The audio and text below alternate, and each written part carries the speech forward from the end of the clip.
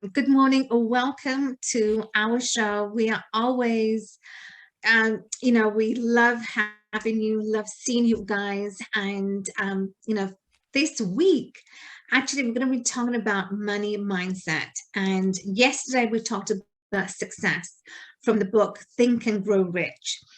This book has just, has been a game changer. It's been a game changer for me and millions of other people around the world, Napoleon Hill. And today, Ria is going to be sharing from Rich Dad, Poor Dad, Robert Kiyosaki. So the conversation is around money, money mindset, and here's to your success. So Ria, I'm going to pass the mic on to you. Yes, good morning, everyone. And you're going to love the topic because we are going to increase our financial IQ. Ooh, that's today's topic. That. Yes, the book is from Rich Dad, Poor Dad, Robert Kiyosaki. Robert Kiyosaki is the author of a lot of books. And I read the Rich Dad, Poor Dad book first, and that opened my mind to the 4 quadrants.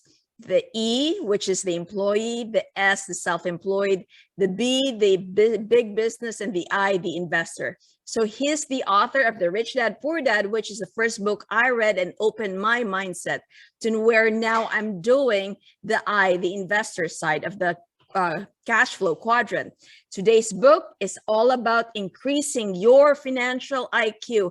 I believe that we can change where our financial standing is if we change our IQ on finance, if we change our mindset about money. So today's talk is about money is not an evil. It's an author's note of Rich Dad, Poor Dad, Robert Kiyosaki. So I'm going to read a few passages in here and we're going to expound on it. So money is not evil. One of the greatest failures of the educational system is the failure to provide financial education to students. Educators seem to think that money has some sort of quasi-religious or cult-like taint to it, believing that the love of money is the root of evil. As most of us know, it is not the love of money that is evil. It is the lack of money that causes evil. It is working at a job we hate that is evil. Working hard yet not earning enough to provide for our families is evil. For some, being deeply in debt is evil. Fighting with people you love over money is evil. Being greedy is evil. And committing criminal or immoral acts to get money is evil. Money by itself is not evil. Money is just money. So this is very powerful. Money is not evil. When I changed my mindset on money, I thought initially, because growing up, I heard money is the root cause of all evil. Money is the root cause of all problem. And I believe that money is not the cause of evil. If you are a good person, then you are good. The money is there to do more good works. Now, however, if you are a bad person, that money will be deployed for bad uses. So for me, money is just a form of doing either great things or doing bad things. It all depends on the person, the heart of the person. So if you're good, then money will be deployed for great works. But it also comes down to, but it also comes down to limiting beliefs. Like, we were all told, we think about, oh, money is evil, money grows on trees, money, I can't have money, I want more. So it comes down to your limiting beliefs. And, so how can someone get rid of those limiting beliefs? What are they supposed to do? And how do they get out of that mindset to have more instead of lack? So when so just like you, I didn't know anything about money. I knew about money, but not to the extent that other wealthy people know about money. All I thought was, I'm going to work hard, get a good, secure job, and have money, but it was not enough for me to survive and do great works. I want to do great works. I want to have scholarship. I want to have medical missions. But in order for me to get to where I want to go, I need to change me. I need to change my mindset. And when I started reading books on money, reading book on finance, such as the Rich Dad, Poor Dad, which is the first book I read on money, then slowly my mindset about money was changing. I initially thought, oh, I'm just going to be average, or I'm going to be, enough, right? Enough is okay. Average is fine. I'm going to be satisfied. But little did I realize that just by being where I am, the comfort of where I am, I can only help so much, 1 feet away from me. I know that my mission is to help a lot of people, but in order for me to help a lot of people, that requires money. So in order for me to help a lot of people, I need to help myself first. And that is starting with my mindset.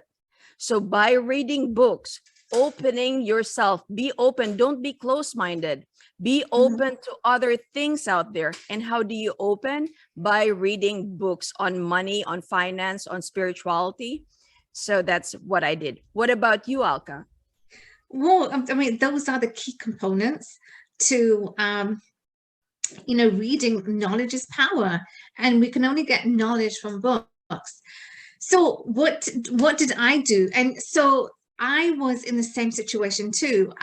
Growing up, I thought, money, rich people are rich, and they have the money. How they got the money by like I said, like in evil ways. So I didn't really understand that. So how did I begin to change? Reading was, that was the only way. You have to, if you're looking to getting into any kind of investment, you have to invest in you first. You have to know, and get the knowledge, whether it's on cryptocurrency, whether it's on the stock market, whether it's Bitcoin, any kind of investment. If you don't know anything about these investments, you're going to lose money.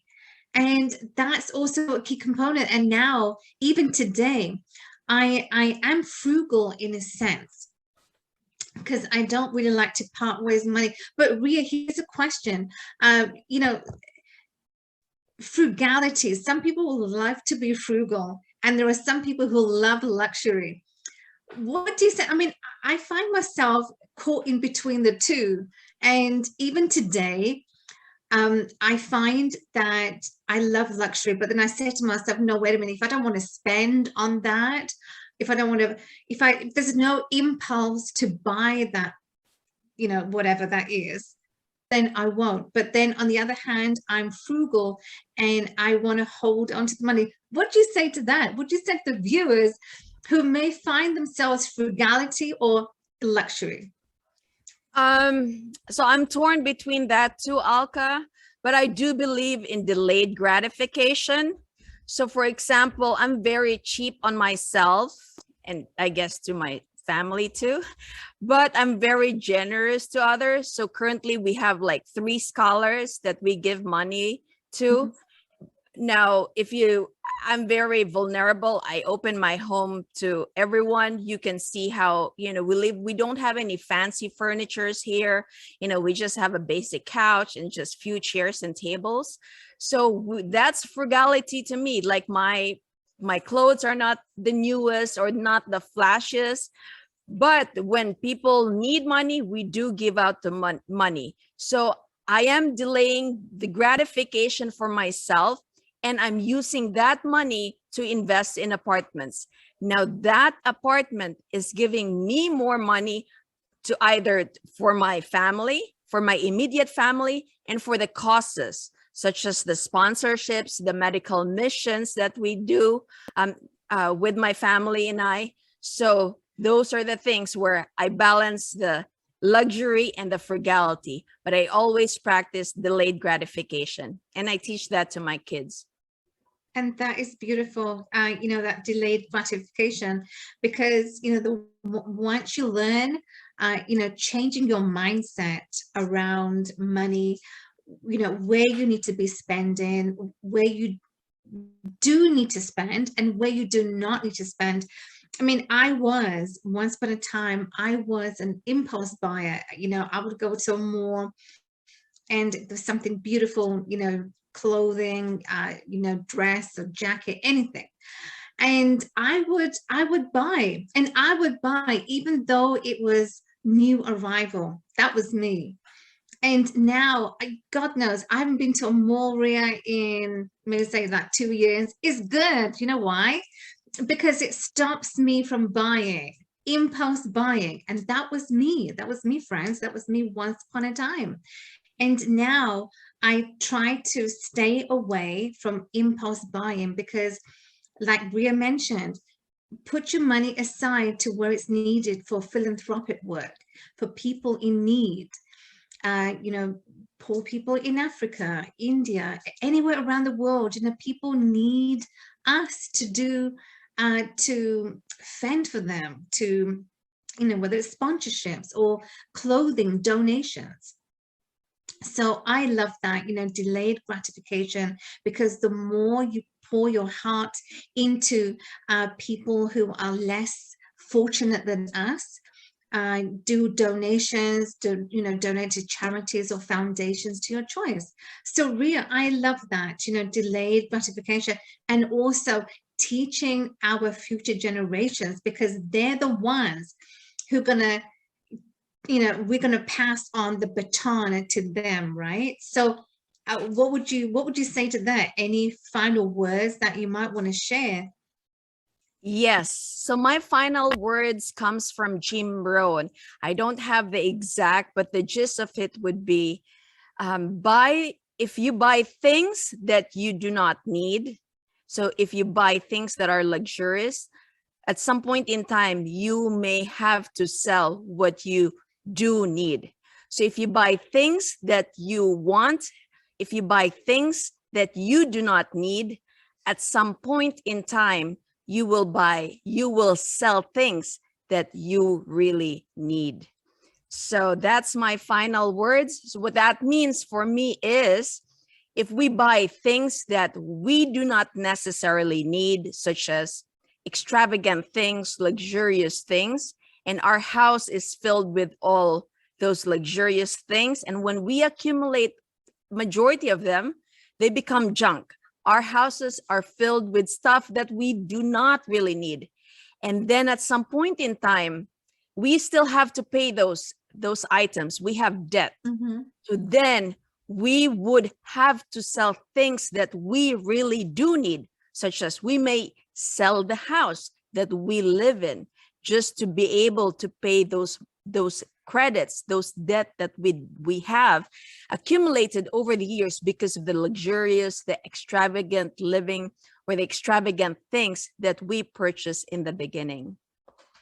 And you know what? And it's sad too, because and I often, I do see this, that people, they they have to sell off certain items in their home, or even worse, they have to sell their home because they go into debt. They go into debt, and that is so sad, to see people.